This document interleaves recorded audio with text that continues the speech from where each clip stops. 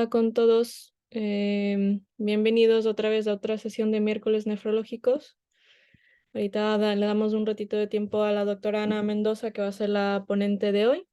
Ella es residente es R4 en el Hospital La Paz y nos va a dar una muy buen resumen de la nefritis lúpica, más que nada enfocado para nosotros residentes y a ver qué tal. Luego, chicos, por si acaso, durante la exposición, mejor no interrumpir. Siempre pueden mandar cosas al chat y yo intento preguntarle a Ana, o si no, dejamos todas las preguntas para el final, si les parece. Em, Nada, Ana, yo creo que si quieres podemos... Vale, muy bien, ¿me escuchan? Vamos a ir Sí, yo sí se Vale, escucha y se ve bien, ¿eh? vale, Así muy bien. que nada, pues muchas gracias, Ana, y comenzamos. Vale, muy bien. Buenas tardes, chicos. Primero, disculpas por la tardanza, pero es que he tenido problemitas técnicos con el ordenador. Nada, a ver.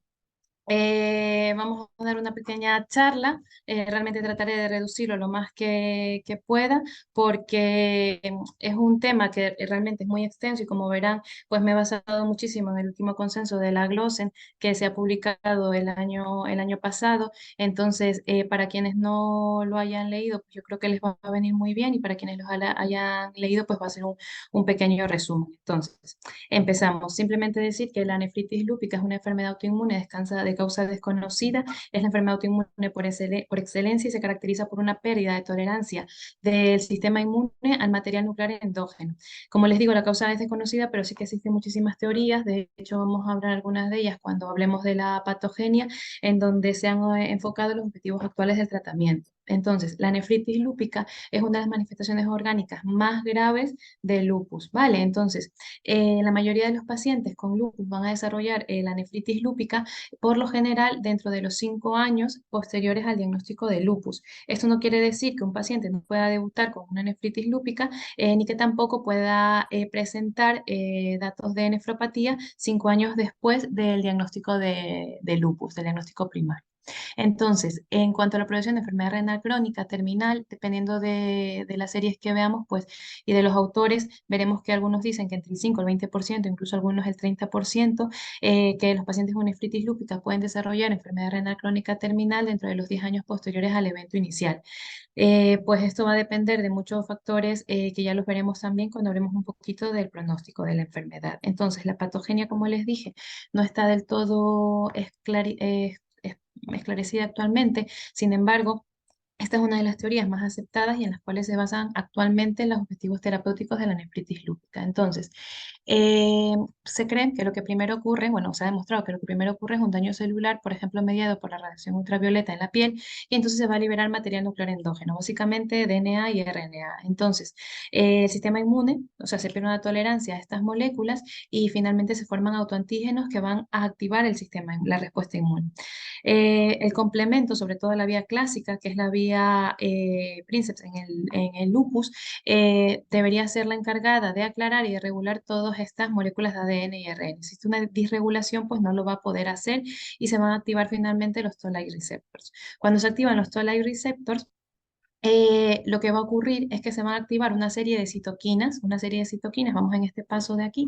Entonces, y sobre todo el interferón 1. El interferón 1 es una citoquina muy importante antiviral, pero también es la citoquina principal en la patogenia de lupus eritematoso sistémico.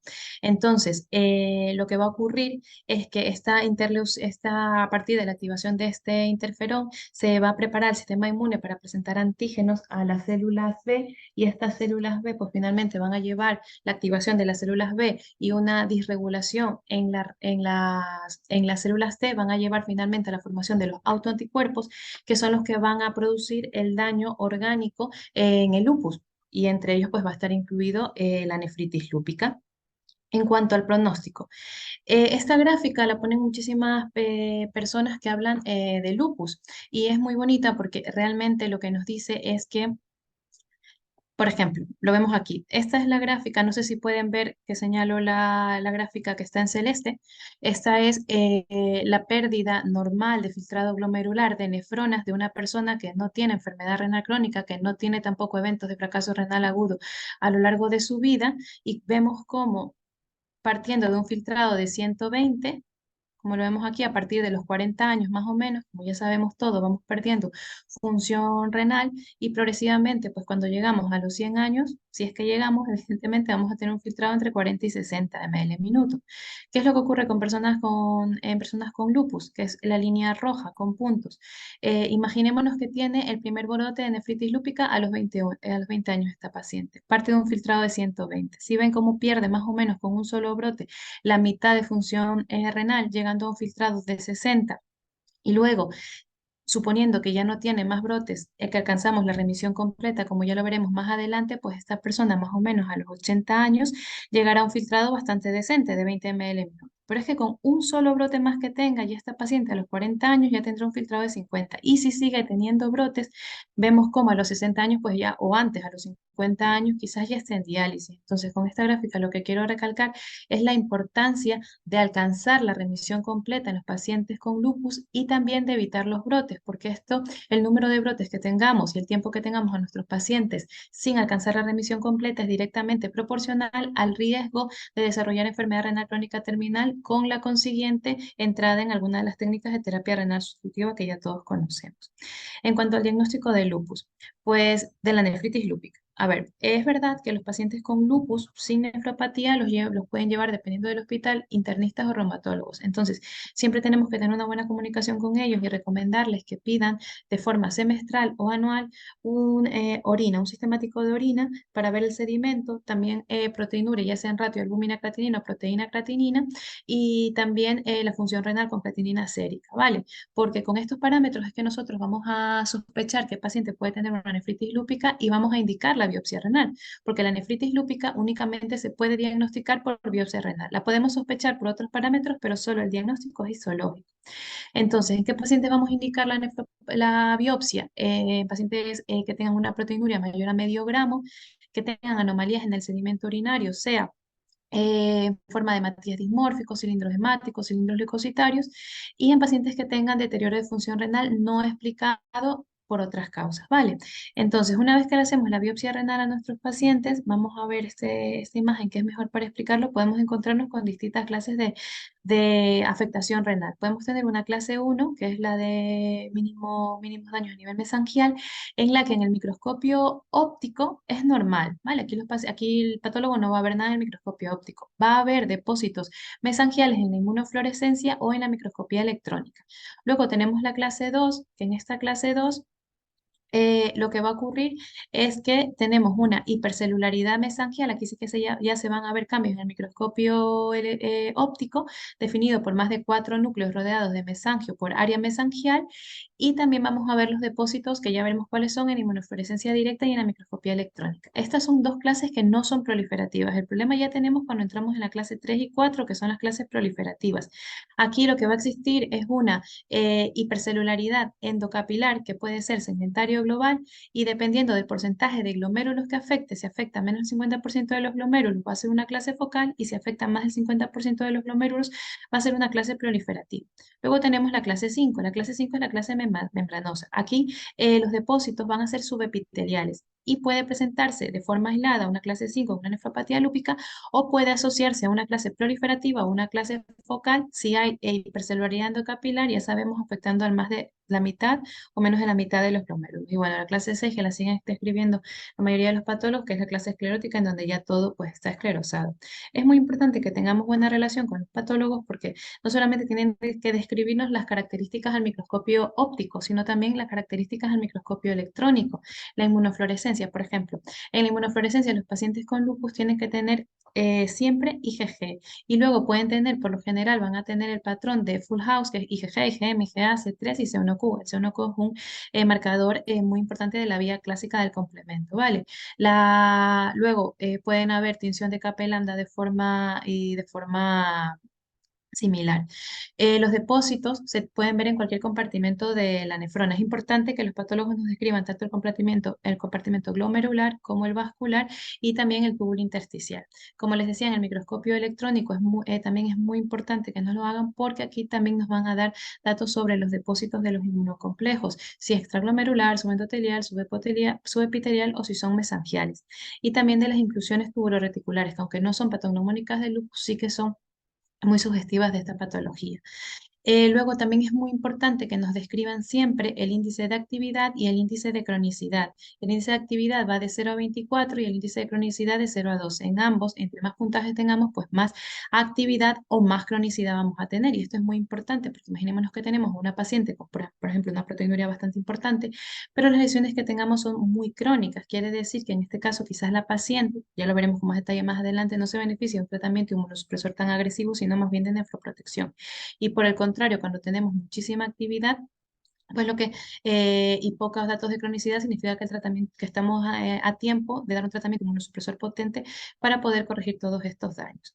Eh, regresando un poquito, regresando un poquito a esta diapositiva, pues vamos a ver que es importante también saber que no solo existen estas formas proliferativas, no proliferativas y la clase membranosa, sino que hay pacientes que se pueden presentar con otras formas histológicas de nefritis lúpica, por ejemplo, la podocitopatía lúpica, la microangiopatía trombótica, nefritis intersticial, la glomerulonefritis crioglobulinémica y la necrosis tubular aguda.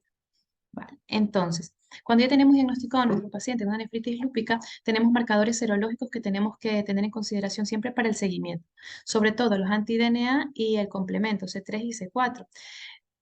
Los anti-C1Q, dependiendo, por ejemplo, aquí en nuestro hospital nos hacen los anticuerpos anti-C1Q, siempre y cuando tengamos el C1Q disminuido, si no, por lo general no nos lo hacen. Pero en casi todos los hospitales, todos, me atrevería a decirlo, hacen anti-DNA y C3 y C4. Es importante no tomar decisiones aisladas simplemente con estos parámetros. Por ejemplo, que hay un descenso de complemento y un aumento de los anti-DNA y el paciente, por ejemplo, no tenga ni proteinuria, interior y función renal, pues no debemos tomar decisiones en cambio de tratamiento solamente por estos parámetros. Lo que sí es verdad es que es muy raro que una forma proliferativa, que estemos ante un brote, pues el paciente tenga complemento normal o el anti-DNA negativo. Eso sí que es muy raro, la verdad. Es importante que siempre al momento del diagnóstico pidamos anticoagulante lúpidos y anticuerpos antifosfolípidos para poder descartar un síndrome antifosfolípido asociado al lupus. Y también cuando los patólogos nos describan que hay muchísima proliferación extracapilar en la biopsia, tenemos que siempre pedir los ANCAs para descartar que no haya una vasculitis ANCA asociada. Vale, entonces yo creo que la parte más importante de la presentación viene ahora, que es el tratamiento. Como les digo, esta parte, como les dije al principio, sí que se basa muchísimo en lo que está el resumen, el último consenso de la glosa. Vale, entonces no voy a hablar de todo porque el tiempo no nos daría, pero es verdad que si quieren ampliar un poquito los conocimientos pueden ir a leerlo porque está muy bien. Entonces, antes de hablar de los objetivos de tratamiento, debemos definir cuándo un paciente está en remisión completa y cuándo está en remisión parcial o cuándo no ha respondido a nuestro tratamiento. Remisión completa es cuando tenemos una proteinuria menor a medio gramo, o sea, en orina 24 horas o en el ratio de orina aislada. Cuando el sedimento urinario está activo, y esto se define por menos de 5 matías por campo, cuando tenemos una albúmina sérica normal y cuando tenemos un filtrado glomerular normal o menor al 10%, o solo hayamos perdido un 10% de filtrado con respecto al basal. Ahí tenemos ya nuestro paciente en remisión completa. Remisión parcial es cuando la proteinuria se ha reducido más de un 50% con respecto al valor inicial cuando iniciamos el tratamiento, siempre y cuando esté menos, o sea, que no esté en proteinuria nefrótica, sea menor a 3,5 gramos. Cuando hay una reducción de la hematuria, menos de 10 hematías por campo, una albúmina sérica mayor a 3 gramos sobre decilitro y tengamos un filtrado glomerular normal o hayamos perdido menos de un 25% del filtrado glomerular basal. Y luego, bueno, no hay respuesta, pues cuando no hay remisión completa ni remisión parcial y la recaída pues cuando tenemos un aumento de la hematuria más de 15 hematías por campo, con hematías dismórficos, y cuando hay un incremento de la proteinuria. Esto va a depender de si hemos estado en remisión completa o en remisión parcial. Si hemos estado en remisión completa, definimos la recaída cuando tenemos más de 1 gramo de proteinuria, y si hemos estado en remisión parcial, más de un 50% de la proteinuria basal. Y en cuanto al filtrado glomerular, pues decimos que estamos en recaída cuando el paciente ha perdido más de un 25% del filtrado con respecto al basal y que no pueda ser atribuible a otras causas. Entonces, para resumir un poquito esta gráfica de los objetivos del tratamiento, si ven a la izquierda tenemos los parámetros que tenemos que valorar en cada paciente con nefropatía lúpica en nuestras consultas, que es la función renal, la proteinuria, el sedimento urinario y la actividad inmunológica. Aquí hacen sobre todo referencia a los anti-DNA y al complemento, como les decía anteriormente. Y aquí nos ponen objetivos de tratamiento de acuerdo al tiempo de evolución. Entonces, a los 3 meses ya nos dicen que el filtrado glomerular debe ser normal o por lo menos o haber perdido menos de un 50% con respecto al basal. La proteinura tiene que haber disminuido un 25%, tienen que haber 15 hematías por campo y tiene que haber un descenso progresivo de la actividad inmunológica. Y ya a los seis meses ya nos piden que cumplamos criterios, como vemos aquí, ya sea de remisión parcial o de remisión completa. Y ya al año de tratamiento ya nos piden que tengamos una proteinuria menor a 700 miligramos, que el sedimento esté inactivo, que la función renal sea normal o solo hayamos perdido un 10% de filtrado glomerular y la actividad sea muy baja o ausente. ¿Por qué son cada vez es más estricto con el tiempo en el que tenemos que alcanzar la remisión completa o parcial? Pues por lo que les dije al principio, porque entre más pacientes, entre más tiempo tengamos a nuestro paciente con un brote, con una forma activa de nefritis lúpica, pues más posibilidades tiene de desarrollar enfermedad renal crónica terminal. Y ya hablando un poquito del tratamiento, pues vamos a hablar del tratamiento no inmunosupresor antes de hablar ya del tratamiento inmunosupresor, que es tan importante como el inmunosupresor. Entonces, estos pacientes no olvidemos que tienen que tener pues, estilos de vida saludables, no pueden tener obesidad, tienen que hacer ejercicio de forma regular, no tienen que fumar porque el tabaco sí que está relacionado al aumento de brotes de tanto de lupus como de la nefropatía lúpica cuando la tenemos instaurada, tienen que tener siempre protección solar completa, esto debemos recordarlo. Por lo general, estos pacientes también los lleva un internista y un reumatólogo, pero bueno, siempre tenemos que tratar de nosotros también hacer hincapié en la protección solar. Y luego el control de la presión arterial. Aquí nos dividen el control de la presión arterial dependiendo de la proteinuria que tenga el paciente. Si tenemos una proteinuria más de 1 gramo, son más estrictos. Nos piden que tengamos una tensión arterial menor a 120/75. Si la proteinuria es menor a 1 gramo, podemos ser un poquito más flexibles y tener a nuestro paciente hasta 130/80. Primera línea siempre IECAS o ARA2 y luego podemos titular la dosis hasta lo máximo que el paciente tolere y si no conseguimos controlar la tensión arterial, podemos ir a los antagonistas de los mineralocorticoides. Es verdad que aquí también recomienda los calcioantagonistas y los betabloqueantes. Estos sí que tienen efecto para controlar la tensión arterial, pero no tienen efecto antiproteinúrico como todos sabemos. Cuando tenemos controlar la tensión arterial, también tenemos que ver la proteinuria. Si hemos logrado controlar la proteinuria con los YK-2, pues muy bien. Pero si no logramos controlarla a los 12 meses y todavía tenemos más de 700 miligramos de proteinuria, entre otras cosas, lo que deberíamos hacer es, si ya tenemos a nuestro paciente con dosis máxima tolerada de IECAS-ORA2, y, por ejemplo, ya también ya tenemos un antagonista de los mineralocorticoides, o incluso no los tenemos como antagonista de los mineralocorticoides, podemos ya dar los ISGLT2. Para el control de la proteinuria también están recomendados en pacientes con nefritis lúpica. Y ya hablando del tratamiento inmunosupresor, pues va a depender de la clase histológica que tengamos. Cuando tenemos una clase histológica 1 y 2, que por definición no son proliferativas, tenemos que recordar siempre dar a nuestros pacientes hidroxicloroquina. La hidroxicloroquina es un fármaco que ha demostrado que disminuye en los brotes de lupus, disminuye también el riesgo de nefritis lúpica. Una vez que tenemos la nefritis lúpica, disminuye el número de brotes a nivel renal. También es muy seguro en el embarazo, de hecho debemos mantenerlo siempre porque disminuye también el riesgo de bloqueo cardíaco en los bebés. Entonces, es un fármaco que aumenta también la supervivencia en las pacientes lúpicas. Entonces, siempre todo paciente con lupus, esa es una máxima, debe tener hidroxicloroquina, al menos que desarrolle efectos secundarios. ¿Cuáles son? La maculopatía asociada al lupus, por eso deben tener revisiones periódicas por el oftalmólogo. De forma general, se recomienda por lo menos una vez al año.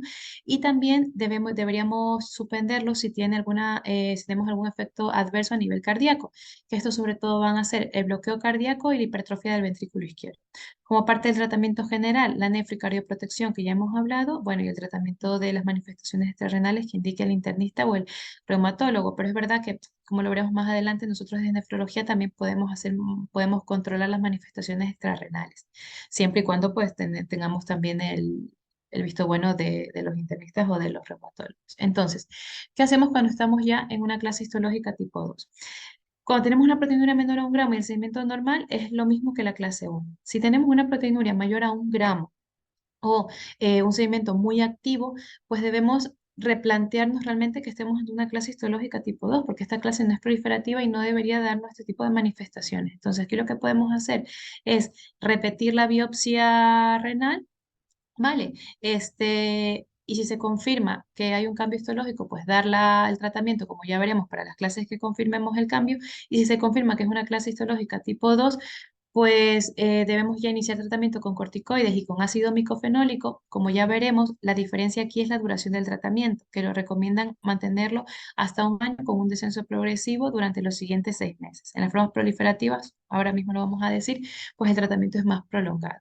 Entonces, yo creo que esta es la diapositiva quizás más importante de la presentación, porque esta es la forma en cómo se nos van a presentar nuestras pacientes con nefropatía lúpica que requieren tratamiento inmunosupresor, que son las clases proliferativas, la 3, la 4, y también aquí entra la 5 cuando se ha asociado a una clase 3 o a una clase 4. Entonces, no olvidemos hidroxicloroquina. Y cuando tenemos ya el diagnóstico histológico, pues tenemos que, o incluso antes tenemos mucha sospecha, podemos empezar con los bolos de metilprednisolona, ya sea 250 o 500 miligramos, durante 3 días consecutivos y luego tenemos que pasar a prednisona oral o a su equivalente, iniciando en dosis de 0,5 a 0,6 miligramos kilo día con la consiguiente reducción. En el consenso de la glosa y también en nuestras cadículas y nuestras guías por excelencia está también una tablita de cómo ir haciendo la reducción de los corticoides específicamente en el lupus. Entonces, ya tenemos los corticoides.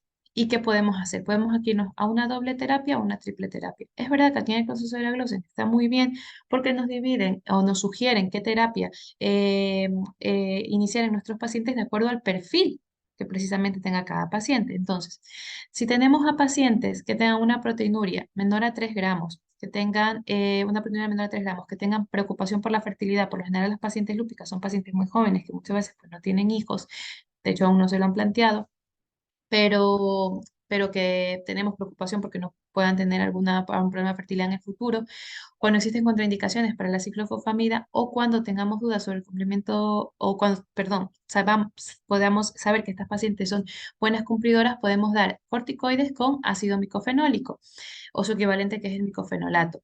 Es muy difícil saber cuando una paciente va a ser buena cumplidora o no. Recordemos que las pacientes lúpicas por lo general son chicas jóvenes entre la segunda y la tercera década de la vida que tienen que el tratamiento les ocasiona muchos efectos adversos, sobre todo a nivel físico, pues y no se toma muchas veces la medicación. En aquellos pacientes que tengamos sospecha o que ya previamente hayan tenido, por ejemplo, lupus y ya hemos visto que han sido malos cumplidores, podemos pautarle ciclofosfamida en pauta Eurolupus. ¿Por qué malos cumplidores? Porque esta pauta es intravenosa. Le damos 500 miligramos de ciclofosfamida cada 2 semanas durante 3 meses, es decir, 6 dosis a estas pacientes y sabemos que se van a tomar la medicación. No hay diferencia en la eficacia en el lupus entre micofenolato o ácido micofenólico y ciclofosfamida. Podemos utilizar indistintamente cualquiera de las dos pautas. Luego el consenso nos dice que si en 2 o 3 meses no conseguimos una reducción de la proteinuria por lo menos del 25% y sobre todo si no hay mejoría de los parámetros inmunológicos, añadir al paciente una triple terapia, ya sea con belimumab o con inhibidores de la calcineurina. Entonces, ¿a qué pacientes le vamos a poner micofenolato y belimumab? Pues aquellos pacientes que no tengan tanta proteinuria, que no tengan una proteinuria mayor a 3 gramos, que tengan muchas manifestaciones extrarrenales y que también tengan muchísima actividad serológica de lupus.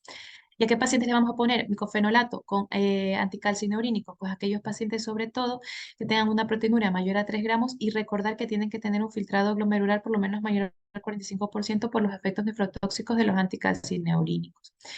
Em, Esto no quiere decir que todos los pacientes,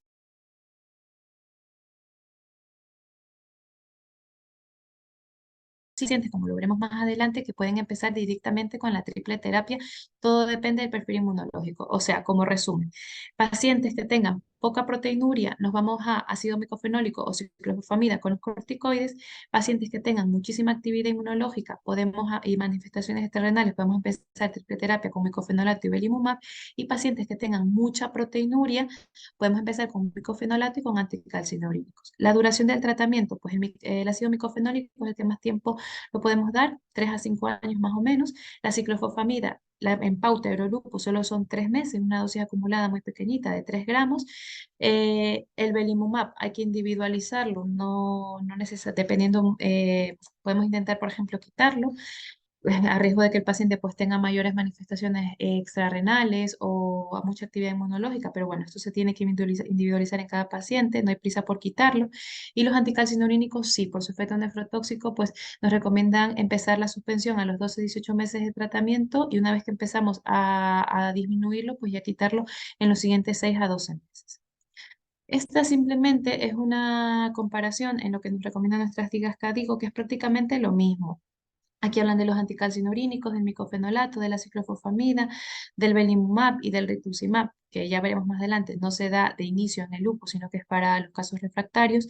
Y nos dice lo mismo que el consenso, solo que el consenso pues, nos hace un poquito más gráfico, dependiendo del perfil clínico de cada paciente. Y aquí pues nos lo hacen de una manera más general, pero prácticamente viene a decir lo mismo.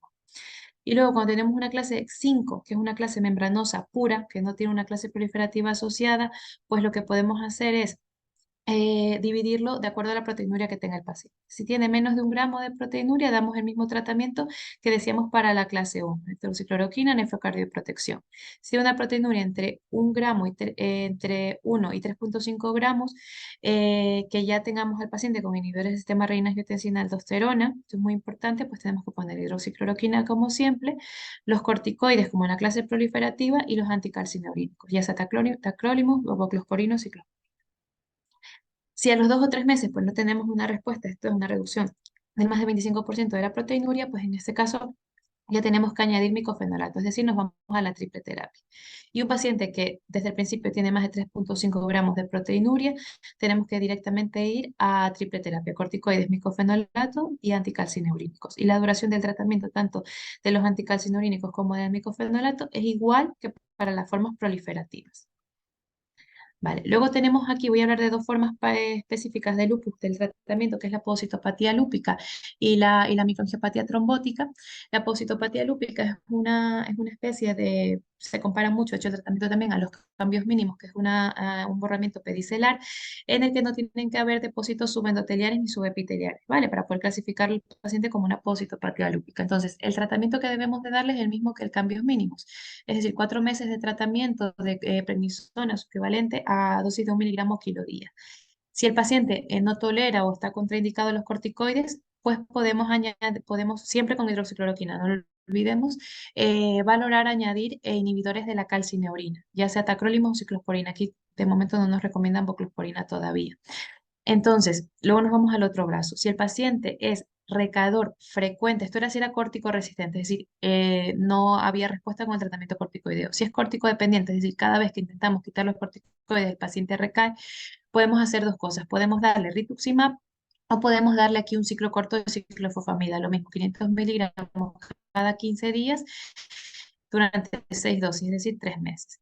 Si el paciente tiene contraindicación o intolerancia a rituximab o ciclofosfamida, podemos pasar a micofenolato o inhibidores de la calcina. Y estos dos brazos convergen en el hecho de que si no hay mejoría, aparece hematuria, deterioro inexplicado de la función renal, pues lo mismo deberíamos hacer una biopsia renal porque quizás el paciente ha cambiado, no tiene esa pogocitopatía lúpica, sino que tiene otra forma y nos estamos quedando de nefritis lúpica proliferativa y nos estamos quedando corto con el tratamiento inmunosupresor. Otra forma de la que les quería hablar de nefritis lúpica es la microangiopatía trombótica. Entonces, siempre que tengamos microangiopatía trombótica, es decir, anemia, trombopenia, que tengamos también fracaso renal, pues tenemos que pedirle a un paciente pues, los esquitocitos, la aptolobina y todo esto. Pero sobre todo tenemos que pedir el ADAMS-13. En la mayoría de los hospitales está disponible ya el resultado en el mismo día.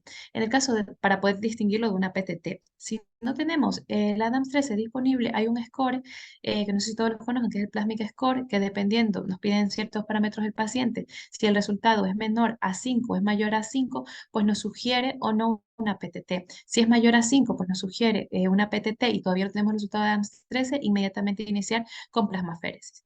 Como en la mayoría de los hospitales, como he dicho, ya tenemos disponible el ADAMS-13, pues siempre tenemos que pedirle a nuestros pacientes también los anticuerpos antifosfolípidos, como les había dicho al principio. Entonces, si tenemos un ADAMS-13 normal, es decir, más del 10%, aquí tenemos que dividir a nuestros pacientes en dos categorías. Si tienen anticuerpos antifosfolípidos o si, o si no los tienen, o si son negativos. Si tienen anticuerpos antifosfolípidos, podemos estar ante dos entidades. La nefropatía asociada a los anticuerpos antifosfolípidos o el síndrome antifosfolípido catastrófico. En ambos casos, pues podemos plantear plasmaféresis en la nefropatía considerar eculizumab y en el catastrófico, pues con todo, plasmaferesis, corticoides, rituximab, eculizumab. Y en el caso de pacientes que tengamos ADAS-13 normal y los anticuerpos antifosfolípidos negativos, podemos decir que tenemos una microangiopatía trombótica como forma de presentación de un lupus, puede ser o no acompañar una forma proliferativa, y aquí sí que nos recomiendan, aparte de todo el tratamiento inmunosupresor que ya hemos dicho, iniciar eculizumab. Perdón, que no pasa. Vale. Entonces, ya hemos hablado del tratamiento de inducción, tanto el del tratamiento inmunosupresor y no inmunosupresora, vamos a hablar del tratamiento de mantenimiento.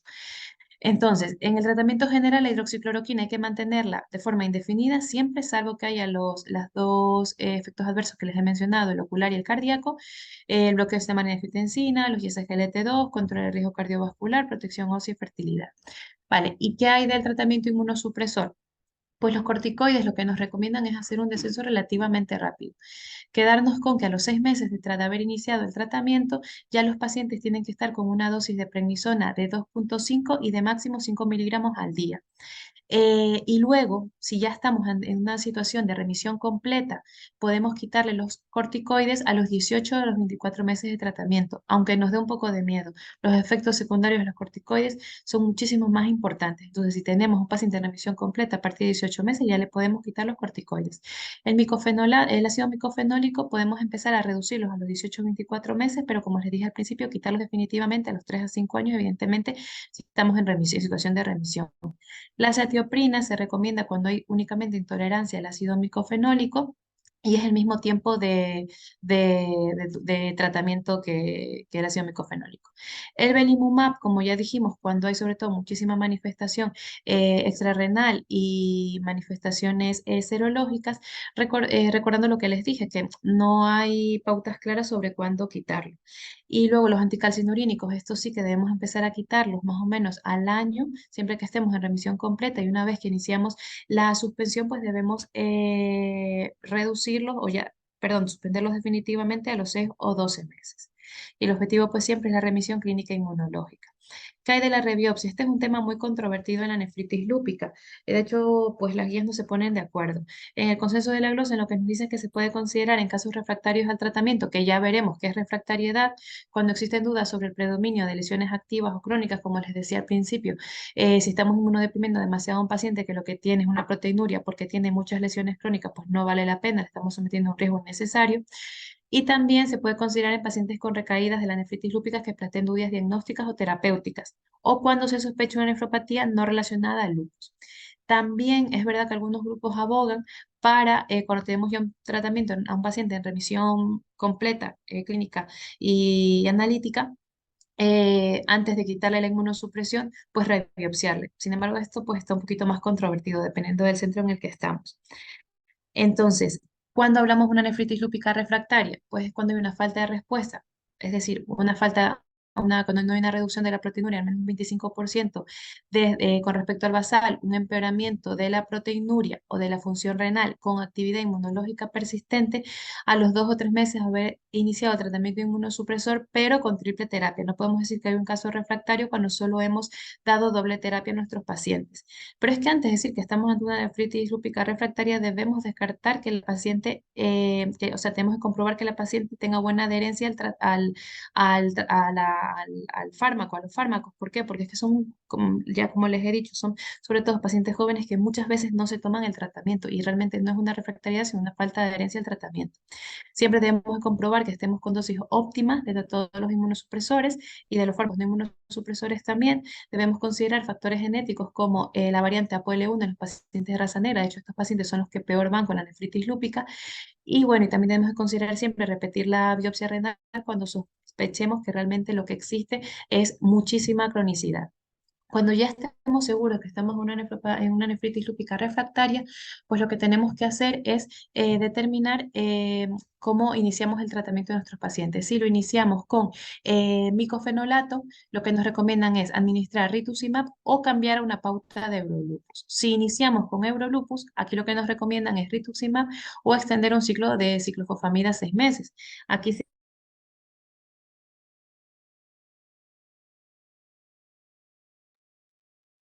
Ana, te hemos perdido.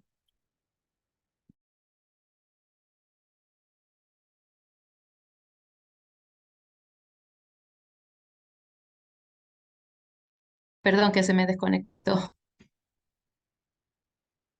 Hola, ¿me escuchan? Sí, Ana, te escucho. Sí, se fue justo. Hola, ¿me escuchan? Pues sí, me escuchan. Sí, te escuchamos, Ana.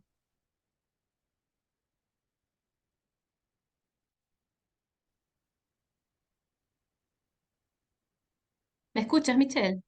Sí, sí. Vale, perdón que se me desconectó. Ahora vuelvo a compartir pantalla. Eh, vale, ahora sí. Vale. Un segundo,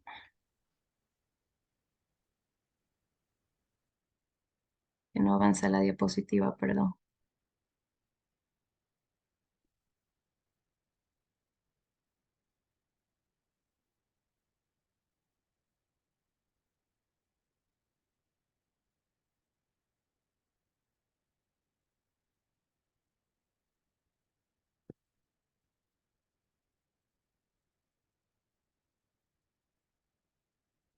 Vale, ahora sí.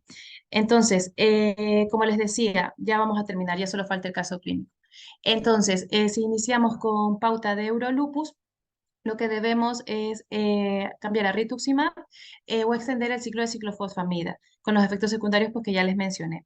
Cuando no tenemos respuesta, tras 2 o 3 meses de tratamiento, que ya lo hemos cambiado a rituximab o hemos extendido el ciclo de ciclofosfamida, pues aquí lo que nos recomiendan es dar otros anticélulas B como el obinutuzumab, que prácticamente es lo mismo que el rituximab. Lo que pasa es que el rituximab es un anticuerpo quimérico y el obinutuzumab es un anticuerpo humanizado.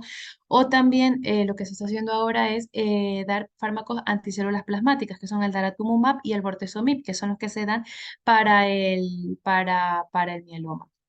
Pero realmente estos son en casos refractarios muy, muy complicados. Nosotros tenemos ya algún paciente en el que hemos ya pedido el daratumumab para poder iniciar, porque sí que está en un caso de una nefropatía lúpica refractaria confirmada. Y ya para terminar, chicos, simplemente un caso clínico rápido para ilustrar una presentación un poquito diferente de lupus. Entonces, esta es una mujer de 42 años, natural de Filipinas, que su médico de cabecera la deriva porque tienen una analítica que le ha pedido, porque la mujer fue porque se encontraba como al estado general, anemia, trombopenia y deterioro de la función renal.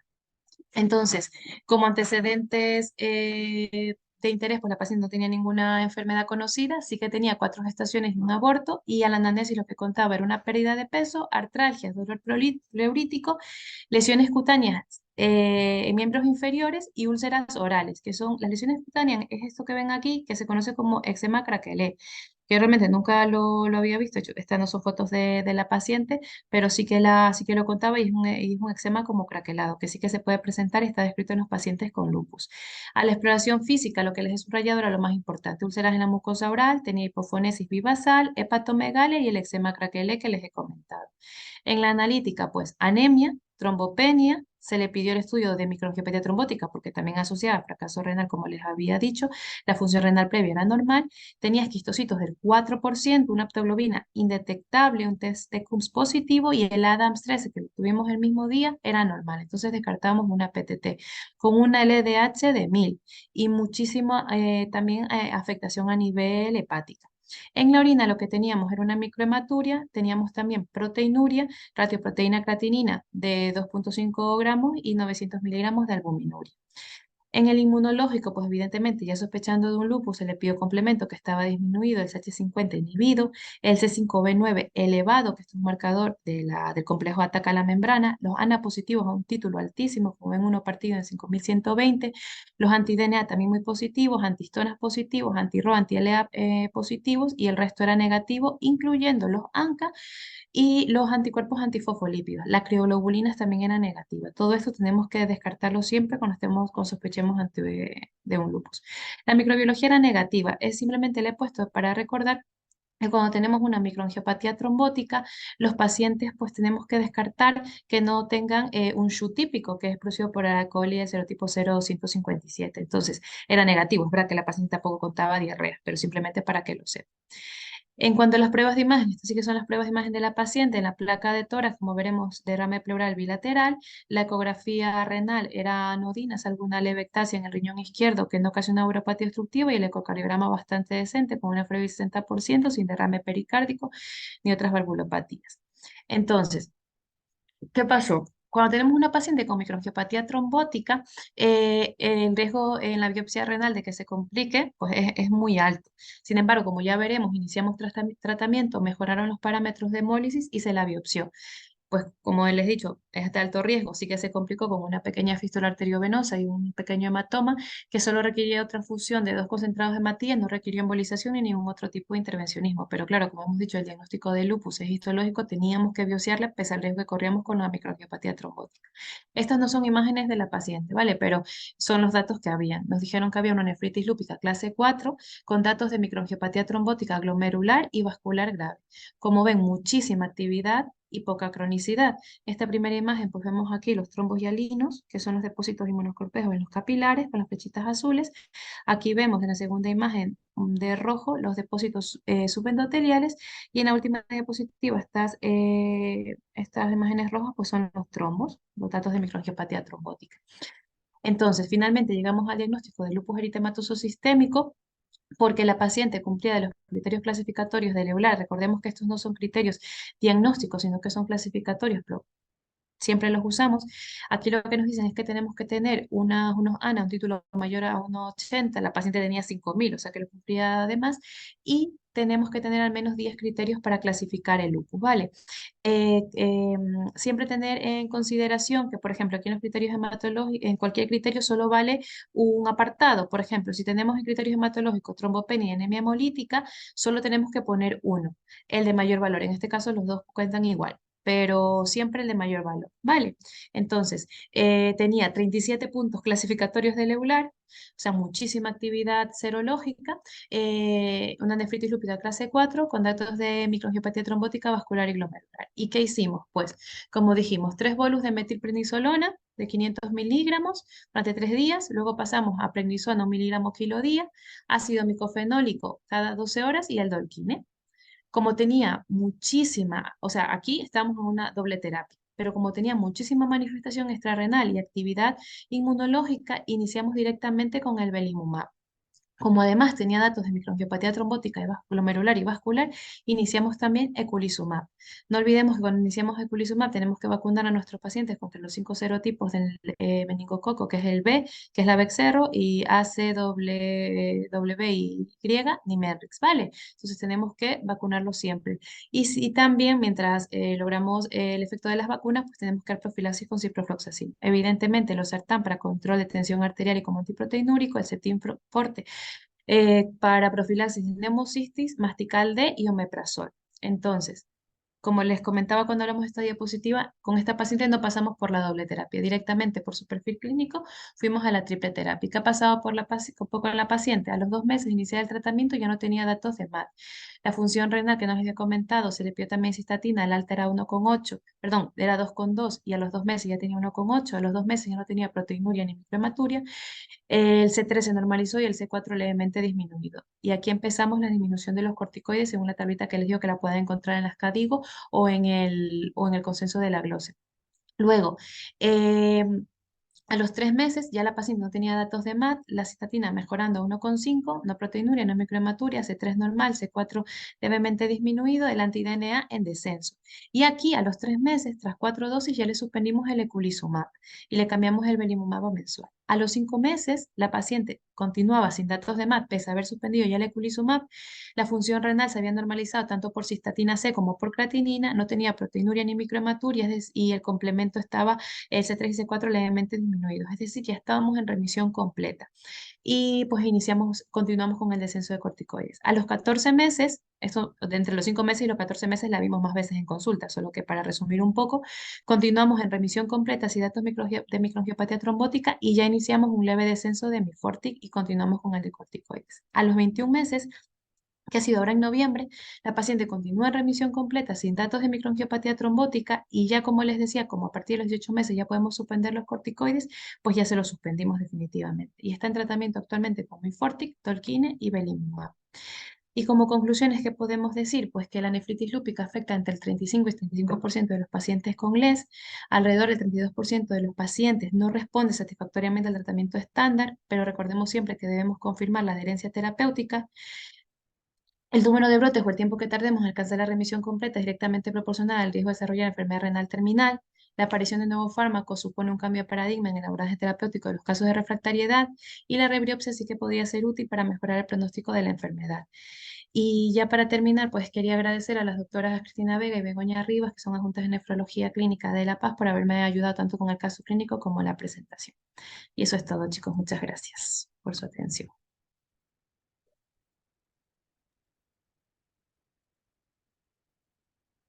No sé si hay alguna duda. Pues muchas gracias, Ana. Estaba muy resumido y enfocado en lo que es el tratamiento, que realmente es algo que nos interesa mucho a nosotros. Y sí, me gustó mucho cómo, claro, cómo en el tratamiento, según el perfil de cada paciente, eso yo creo que es algo que ayuda, o sea, es similar a lo que tenía el código, pero sí es cierto que viendo un poco el perfil, que al final es lo que tenemos frente en las consultas, te ayuda a ir un poco hacia qué rama ir.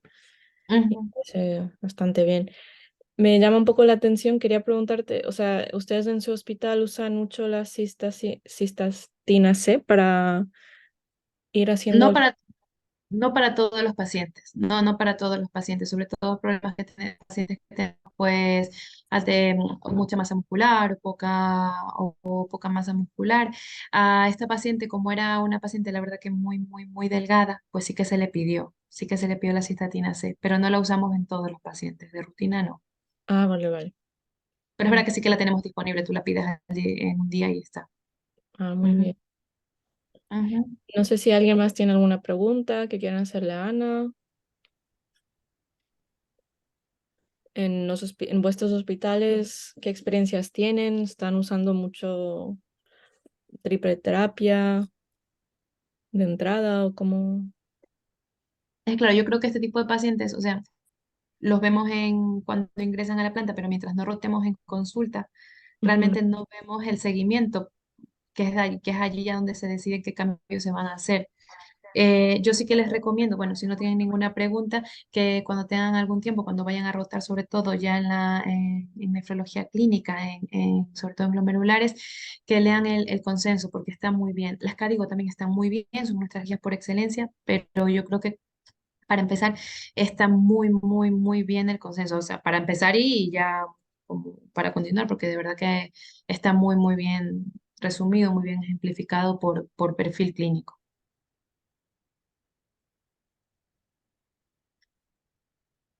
Yo creo que no hay ninguna pregunta. Sí, no sé. Parece que no tienen preguntas. Chicos, ¿nos animan a hacer alguna pregunta, Ana? ¿O contar alguna experiencia que han tenido en el hospital? Me parece que no, Ana. No, pero vamos, igual siempre saben que estas presentaciones están grabadas, siempre se las pueden ver otra vez tranquilamente con la explicación de Ana y como también Ana dice, pues les animamos a que lean el consenso igual cada uno y eso nos va a ayudar bastante en la práctica clínica y también más que nada cuando rotemos en consultas, eso es cuando más vamos a ver en la práctica y veremos que no siempre es Tan tan, lineal todo, de hecho es muy tan lineal complicado. todo. Hay Puede ser muy pacientes, complicado. sí, sí, que son complicadas, como esta paciente que de golpe tuvieron que Y, sí. atacar ahí y hacer muchas cosas, pero sí. Y lo siento por haber hablado un poco rápido, pero es que es muchísimo tema para hablarlo en una hora. O sea, hay muchas cosas de las que no se hablaron, pero es que traté de resumirlo lo mejor que pude, porque realmente es muchísimo tema. No, bueno, yo creo que está muy bien. Y pues nada, los que están conectados y los que nos verán luego, pues seguirles animando a que sigan conectándose con nosotros en miércoles nefrológicos, que está aquí con lo de la Somane, que siempre está bien. Lo que intentamos es dar los temas que mejor nos van a ayudar a nosotros durante la residencia, porque ya saben que esto es de residentes para residentes, así que yo creo que ya está. O sea, nadie se anima a hacer ninguna preguntilla. Bueno, muchas gracias a todos por conectarse. Muchas gracias, Michelle.